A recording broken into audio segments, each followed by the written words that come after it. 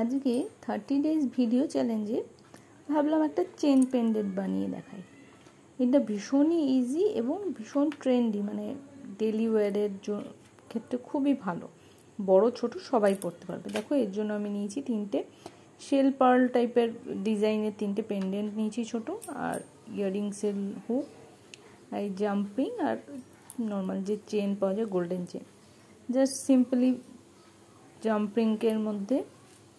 জাম্পিংয়ের ভিতরে আমি চেন আর যে পেন্ডেন্ট একটা ইনসার্ট করে দিলাম, দিয়ে এটা জাম্পিংটাকে ভালো করে আমি লক করে দেবো। এটা একটু ভালো করে লাগাতে হবে যাতে একটু ফিনিশিংটা সুন্দর হয়, মানে দেখতে ভালো লাগবে। তাহলে এটা ভালো করে চেপে দিলাম, ব্যাস, তাহলে আমাদের চেন পেন্ডেন্ট রেডি। এবার রেডি করব আমরা ইয়াররিংসটাও ভীষণ ইজি। ইয়াররিংসটা এরকম হুকগুলো পাওয়া যায় এখন, এগুলোকে হুক ডিজাইনের, মানে ছোট হ্যাং করার মতন। দেখো নিচে একটা লুপ আছে, ওখানে একটা কার্ড দেয়া থাকে, ওইটাকে আস্তে করে বেন্ড করলে ওখানটা ফাঁকা হয়ে যায়। দেখো, দেখতে পাচ্ছ, ফাঁকা হয়ে গেলে ওখান দিয়ে আমরা পেন্ডেন্টটাকে হ্যাং করে দেবো। এখানে যে কোনো রকমের তোমরা পেন্ডেন্ট নিতে পারো, কিন্তু আমার ক্লায়েন্ট এইটা পছন্দ করেছে এবং তার জন্যই আমি এটা বানাচ্ছি বেসিক্যালি। দেখো, এইভাবে ঢুকিয়ে নেবে, দেন ওইটাকে আবার আগের মতন ফিক্সড করে নেবে।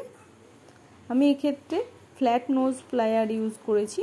এক্ষেত্রে মানে এটা সুবিধা হয় ধরতে, আমার ক্ষেত্রে এটা সুবিধা হয়, তার জন্য আমি এইটা ইউজ করেছি।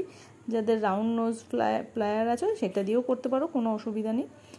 এটাকে এরকম করে চেপে দেবে এবং যাতে দেখবে আগের মতন হয়ে যায়, ওখানে ফাঁকটা না বোঝায়, তাহলে তোমার ইয়াররিংস রেডি। সেমভাবে আর একটাকেও আমি রেডি করে নেবো ওইভাবে একটা সাইডে। এটা কিন্তু মানে বাইরের দিকে টেনে ফাঁক করবে না, সেক্ষেত্রে ভেঙে যাওয়ার চান্স থাকে। সবসময় যে কোনো জাম্পিং বলো, যে কোনো এই যে এরকম যেমন কাট আছে বা অনেক ইয়াররিংস স্টাডে এরকম নিচে কাট দেওয়া থাকে, সবসময় চেষ্টা করবে সাইডের দিকে বেন্ড করে ওটাকে ফাঁক করতে, সেক্ষেত্রে ভেঙে যাবে না। এভাবে দেখো একদম সুন্দর করে সিকিউর করে দিলাম, ব্যাস আমার রেডি ইয়াররিংস আর পেন্ডেন্টের সেট। কেমন লাগলো তোমরা কমেন্টে অবশ্যই জানিও, আর কীরকম কি দেখতে চাইছো জিনিস সেগুলো অবশ্যই জানিও।